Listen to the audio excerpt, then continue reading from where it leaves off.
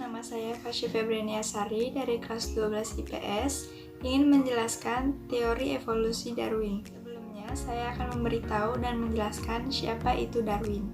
Charles Robert Darwin, atau lebih dikenal dengan Darwin, adalah seorang naturalis dan ahli geologi Inggris, paling dikenal untuk kontribusinya kepada teori evolusi.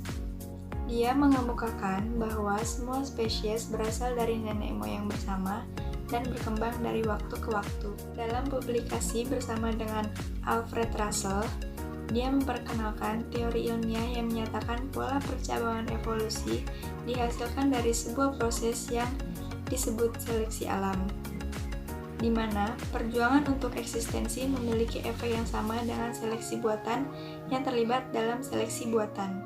Pernyataan yang masih beredar sampai saat ini adalah pernyataan bahwa manusia berasal dari kera.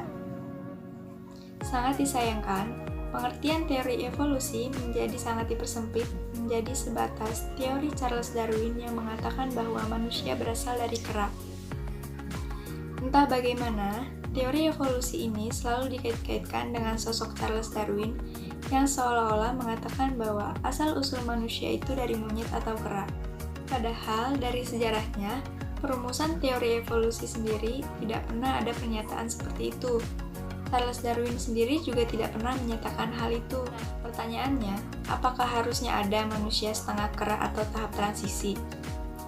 Jika memang manusia hasil evolusi secara bertahap, sebagaimana sering didengungkan oleh kaum evolusionis, harusnya kita saat ini atau bahkan hari ini masih bisa melihat manusia setengah kera yang masih dalam tahap evolusi. Pada kenyataannya, kita tidak pernah menemukan manusia setengah kera pada saat ini, atau yang mana hal ini menunjukkan juga bahwa teori evolusi tidak dapat diverifikasi. Catatan fosil pun mengungkapkan bahwa kita tidak pernah menemukan fosil yang menunjukkan bentuk peralihan dari kera menjadi manusia. Semuanya didasarkan pada dugaan semata yang tanpa bukti.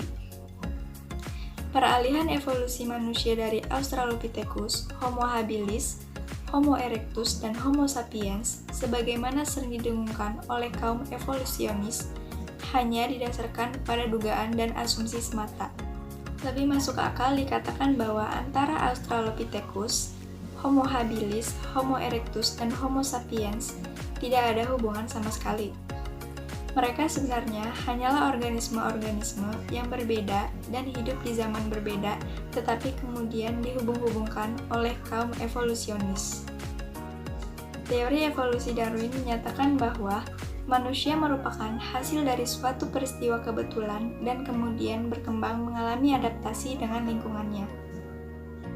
Bentuk tubuhnya akan disesuaikan dengan keadaan lingkungannya, yang berakibat pada makin sempurnanya bentuk dan fungsi tubuh. Pertanyaan kedua, bagaimana dengan sel hidup pertama? Jika manusia merupakan hasil kebetulan, apakah sel pertama hidup muncul dengan sendirinya? Terutama pada saat bumi masih primitif. Sebenarnya, mustahil sel hidup yang terdiri dari triliunan molekul protein bisa muncul secara kebetulan. Apalagi pada saat bumi masih sangat primitif, yang artinya bumi belum dalam keadaan stabil dan statis.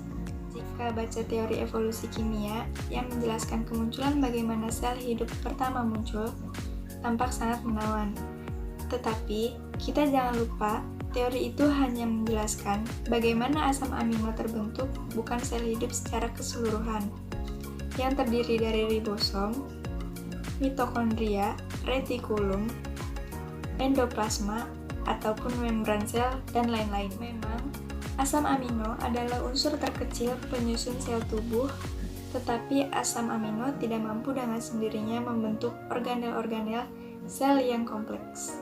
Seorang penganut evolusionis, yaitu Profesor Ali Demirsoy, terpaksa memberikan pengakuan sebagai berikut. Sebenarnya, kemungkinan terbentuknya sebuah protein dan asam nukleat, DNA dan RNA, secara kebetulan adalah di luar batas perhitungan. Lebih jauh lagi, peluang munculnya suatu rantai protein adalah sedemikian kecilnya sehingga bisa disebut tidak mungkin. Teori evolusi tidak dapat menjelaskan kemunculan sel hidup pertama. Selain itu, mengatakan manusia adalah makhluk yang muncul secara kebetulan tidaklah memberi penjelasan. Seperti misalnya, kenapa saya menemukan uang Rp500 di jalan? Kalau saya menjawab kebetulan, saya sama sekali tidak memberi penjelasan bagaimana saya bisa menemukan uang di situ. Jadi, teori evolusi gagal menjelaskan kemunculan sel hidup pertama.